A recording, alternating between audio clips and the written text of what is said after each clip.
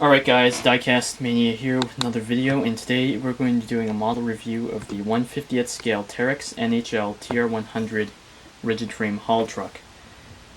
This model was made by an unknown Chinese manufacturer for promotional purposes, and it was made in relatively low numbers to my knowledge and was never actually offered to collectors, making it a relatively hard to find piece.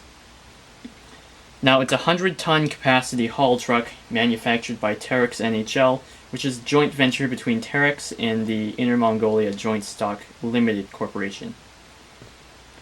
What sets this apart from Terex trucks that are actually produced by Terex and sold around the world is it's made specifically for the Chinese mining market, and it's not actually produced in the main Terex production facility in Motherwell, Scotland, but rather in Inner Mongolia, under license and agreement. So anyway, this is actually based off of slightly older design of a TR100, or before that, the 33100B concept. So anyway, and the biggest difference visually is the paint, as Terex NHL offers the trucks to be painted in either white or Terex traditional green, which you don't see at all these days in the standard Terex line, because they changed the corporate color. So anyway, on with the review. This model is relatively nicely built, has some decent functionality, and overall looks great. So right on the front you can see the big imposing grille that a lot of these Terex trucks have. It's actually plastic and has the headlights painted in, but if you look close enough you can actually see it's etched through, and in the right light you can see the radiator fan and the engine block through the grille. So anyway, all the handrails on this model are plastic, and so are these front walkways, or ladders rather, and so are the tie-down points right here, which are plastic and highlighted in red, which looks nice. As you can see right over here, the mirrors on this model are actually silvered surfaces with a little bit of a reflective quality to them. The cab is relatively basic, just has your standard seat in there. There are two seats, one for the driver and one for a passenger, and the steering wheel.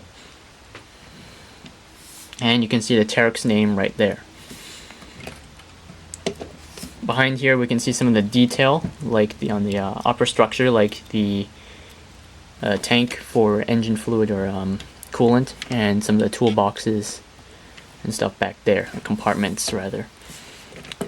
So in here, as you can see, or barely see, is the Cummins QSK 38-C engine, which again, like the whole truck, is built under license in China, which obviously not a big fan of, but hey, it is what it is. Still a Terex though. So anyway,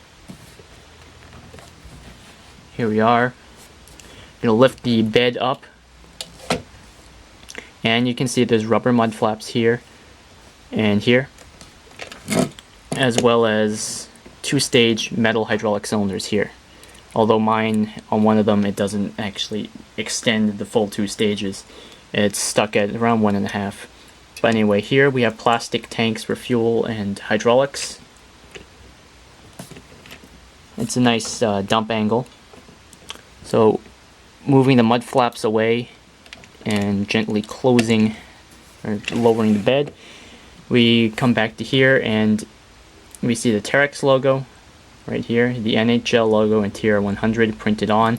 Now these two characters, which recur on the model several times, refers to the Baotao region of Inner Mongolia, which this truck is produced in and the company is headquartered in. And it's also a important industrial boomtown, if you will, in that area.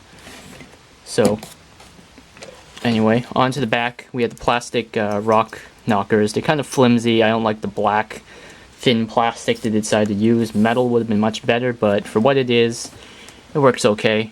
And on the back, as you can see, there's a nice bit of suspension travel on this model. and the nice detailing on the rear differential and the suspension springs. Now, the painting on this is relatively high quality for an unknown manufacturer, but down here we can see some of the guarding and protection underneath for the engine block and transmission, and it's relatively well detailed actually. So in conclusion, this model is a great addition to a mining collection or whatever. It's a great model if you can get your hands on one without paying a relatively high price for it, which unfortunately is kind of eminent with a piece like this, which is so hard to find. But anyway, I hope you enjoyed this video. Thanks for watching. Have a great day. Bye.